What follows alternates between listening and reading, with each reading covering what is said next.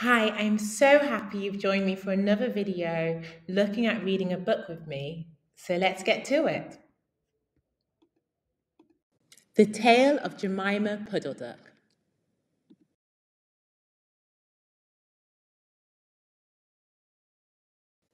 A Farmyard Tale for Ralph and Betsy.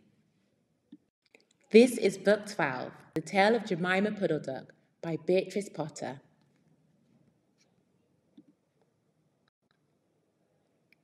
What a funny sight it is to see a brood of ducklings with a hen. Listen to the story of Jemima Puddle-Duck, who was annoyed because the farmer's wife would not let her hatch her own eggs. And hatching means to emerge from the egg, and in this instance, it would be a little baby bird, a little duck. Her sister-in-law, Mrs. Rebecca Puddle-Duck, was perfectly willing to leave the hatching to someone else. I've not the patience to sit on a nest for 28 days, and no more have you, Jemima. You would let them go cold. You know you would. I wish to hatch my own eggs. I will hatch them all by myself, quacked Jemima Puddle-Duck. And a sister-in-law is, for example, if your brother is married, then that's your sister-in-law. So anyone is an in-law through marriage. You might have your father-in-law, which is like the father of your husband. Your sister-in-law could also be the sister if you're married. It could be your partner's sister as well. So it could be from your brother being married, or it could be from you being married and them having a sister as well. So that's an in-law. It's someone through marriage. She tried to hide her eggs, but they were always found and carried off. Jemima Puddle-Duck became quite desperate. She determined to make a nest right away from the farm. She set off on a fine spring afternoon along the cart road that leads over the hill. She was wearing a shawl and a poke bonnet. When she reached the top of the hill, she saw a wood in the distance. She thought that it looked a safe, quiet spot. Jemima Puddle-Duck was not much in the habit of flying. She ran downhill a few yards, flapping her shawl, and then she jumped off into the air. And a fun fact is that ducks can fly at 80 kilometers per hour, so they're really, really fast. She flew beautifully when she had a good start. She skimmed along over the treetops until she saw an open place in the middle of the wood where the trees and brushwood had been cleared.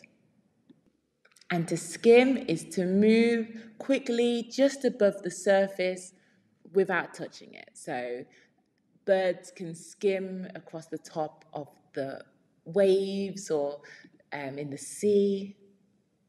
Jemima alighted rather heavily and began to waddle about in search of a convenient dry nesting place. She rather fancied a tree stump amongst some tall foxgloves, but seated upon the stump, she was startled to find an elegantly dressed gentleman reading a newspaper.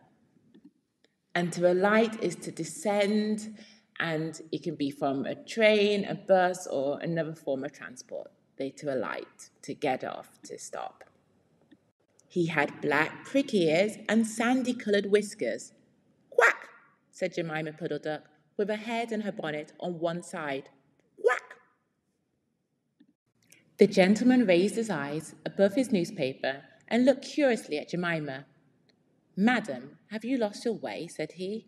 He had a long bushy tail, which he was sitting upon, as the stump was somewhat damp. And damp is to be slightly wet. Jemima thought him mighty civil and handsome. She explained that she had not lost her way, but that she was trying to find a convenient dry nesting place. And civil means to be courteous and polite. "Ah, is that so indeed?" said the gentleman, with sandy whiskers, looking curiously at Jemima. He folded up the newspaper and put it in his coat tail pocket. Jemima complained of the superfluous hen. Indeed, how interesting. I wish I could meet with that fowl. I would teach it to mind its own business. Superfluous means unnecessary as well, so exceeding necessity. But as to a nest, there is no difficulty. I have a sack full of feathers in my woodshed. No, my dear madam, you will be in nobody's way. You may sit there as long as you like, said the bushy, long-tailed gentleman. He led the way to a very retired, dismal-looking house amongst the foxgloves. It was built of faggots and turf, and there were two broken pails, one on top of the other, by way of a chimney. Faggots is an old term. It's archaic now in nature. We don't use it, but it means to bind or make into something. So it's like how something is woven. And the foxgloves are plants or flowers which have a white, yellow, pink flowers that come out of it. They're very pretty, but they're known for being, they symbolize from the Victorian era secrets or riddles. And the name foxglove might give you a clue to what kind of animal this gentleman might be. This is my summer residence. You would not find my earth, my winter house, so convenient, said the hospitable gentleman. There was a tumble-down shed at the back of the house, made of old soap boxes.